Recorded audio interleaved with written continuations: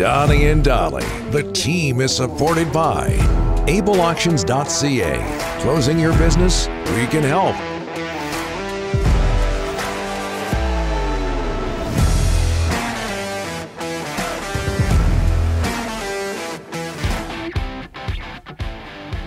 It is Wednesday, and all of our guests today, including Jeff Paterson, standing by, are brought to you by the Alberni Power and Marine RPM Group. Located in Port Alberni, hence the name, Alberni Power and Marine is one of Vancouver Island's most trusted boat dealerships, the largest Mercury Marine dealership in Canada. As a matter of fact, their service team just won for the fourth straight year a CSI, that's Customer Satisfaction Index, a CSI score above the national average. Make your appointment today for the 2022 boating season at albernipowermarine.com. You talk about customer satisfaction. One name comes to mind, Jeff Paterson, joining us from Sekeres and Price and the Rink-wide podcast. How are you, sir?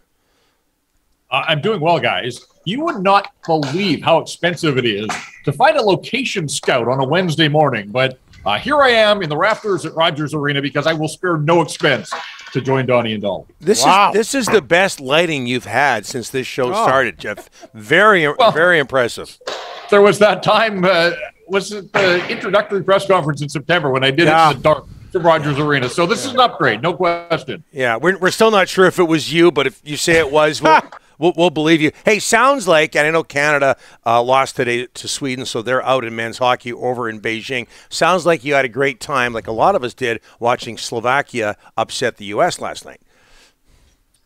Yeah, the shootout, obviously there's a lot at stake. The shootout was not great. I mean, it wasn't great theater because there was only the one goal scored. Just keep playing 3-on-3. Like I hear people say that about the NHL. The problem with the NHL is you're taxing your best players, and a lot of times they've got to go and jump on a flight and play the next night. And I don't know that you can do that in the regular season to your best players, but there was a day off here between games at the Olympics. Like, sign me up for 10 more minutes of 3-on-3 at the very least. I'm pretty sure the game would have been settled. So, yeah, I stayed up last night. I watched that. I get up this morning. I was not entertained. That was not great hockey. No. Congrats to Sweden. I just had trouble, and this doesn't. I don't want this to sound like sour grapes because I tweeted this out yesterday before this game. I watched some of the game against China, the second game, because they played China twice. I had trouble connecting with this team, Canada, and I think it was time zones. I think it was the fact they were a world away. It wasn't the NHL. I don't know. Like, I wish them well. I wanted to see them have some success here. I don't want to sound like a bad Canadian, but I just had trouble really connecting with this group of guys wearing Team Canada. But I'm throwing my support behind the women tonight. Yep. Let's hope that they can get it done against Team USA. Yep, Canada versus the USA, women's gold medal tonight. Okay, Jeff, you can't put anything past me. It sounds like you're at a hockey practice there at Rogers Arena. Any idea if Quinn Hughes is going to play Thursday in San Jose? According to Bruce Boudreau, twice this week, that is the plan. They had shipped Quinn Hughes his gear. He was somewhere in the States. I think we were led to believe he was now at home with his family in Michigan. But remember that Bo Horvat ended up skating with the Seattle Thunderbirds for a couple of days before he joined the Canucks in Calgary in the middle of that road trip before the All-Star break. I kind of thought it might make sense. It's been 2 weeks since Quinn Hughes has played a game. Now, Quinn Hughes is an exceptional player. Something tells me he'll step in seamlessly and probably log 27 minutes and won't look like he missed a beat here. But I kind of thought it might make sense for him to find a junior team somewhere here on the West Coast before joining the Canucks in San Jose. But that sounds like the plan. The Canucks are on the ice here for a 10:30 practice this morning. They'll fly to the Bay Area, and I think they're expecting to see the friendly face of Quinn Hughes ready to get back in action. And even though they won 2 of the 3 games without him, they will welcome him back with open arms, and you know that he'll play and play a lot against the Sharks. And then the hope is that he can come home with the team and be ready to go on Saturday and beyond. Hey, Jeff, Kirk McLean is going to join us later on today to talk about, among other things, Thatcher Demko. But let's go back to the start of the season or in the offseason.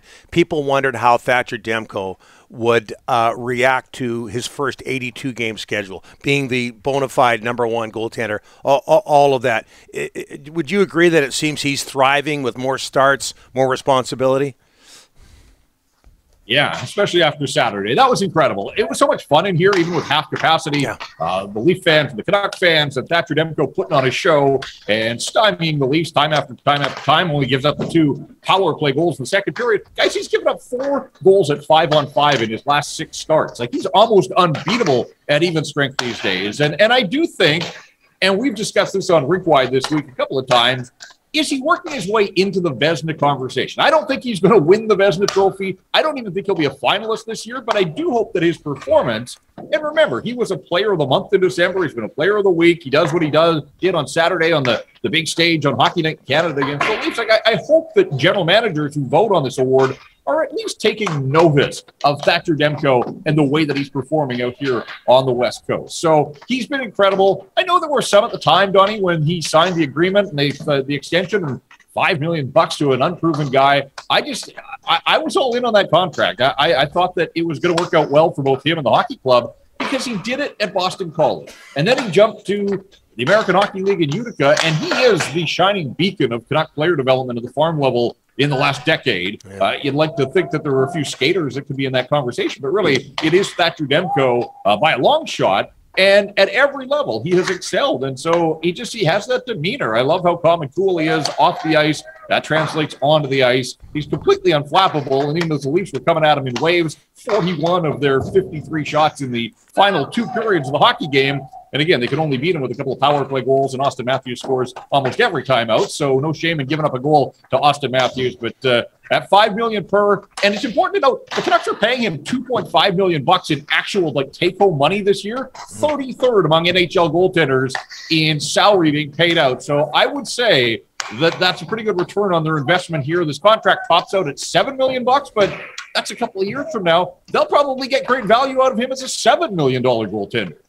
Jeff, you wrote an article on Brandon Sutter yesterday. It doesn't look like he's coming back this year. I don't think people realize how well-respected he is in the dressing room by the coaching staff. Obviously, I got to go back to the old coaching staff because the new one hasn't seen him on the ice.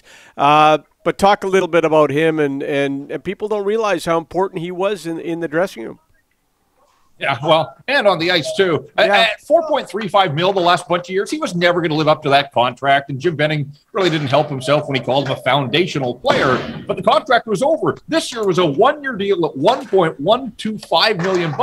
Like, there was value to be had there. A right-shot center that can win you face-offs and kill penalties. What would Travis Green have done to have that kind of player at his disposal early in the season? But we knew when he wasn't ready for training camp that there were issues here. And then, we've been told since it's the after effects of COVID. And it's too bad. Brandon Sutter turned 33 on Monday, on Valentine's Day. Yeah, that's young in the grand scheme, but by hockey years, that's getting on. He's going to be out of contract at the end of this season. And after missing a year, still suffering the complications of COVID, it's impossible to think that there's another team out there that would be willing to take a shot and say, hey, let's give him a chance here. So it looks like the season is over. Bruce Boudreau said as much on the weekend that he wasn't anticipating getting Brandon Sutter back.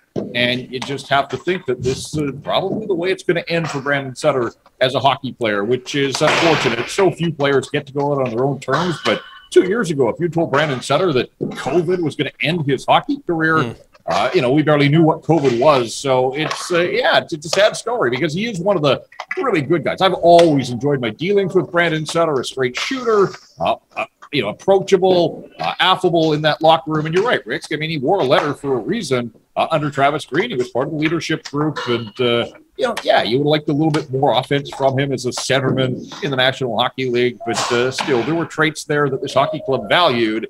And you wonder, maybe there'll be a role for him off the ice at some point. We know what that name, we know what hockey means to the Sutter family, a second generation, one of the great names in this game. So I hope he can get fully healthy first and foremost. He's a husband and a father. But, if he values the opportunity to stick in the game, maybe there'll be a chance for him to continue to work here at Rogers Arena for the Vancouver Canucks. And quickly, Jeff, Tyler Toffoli scores in his debut for the Flames after being acquired from Montreal. We asked this question yesterday, and the Canucks host the Flames a week from tomorrow.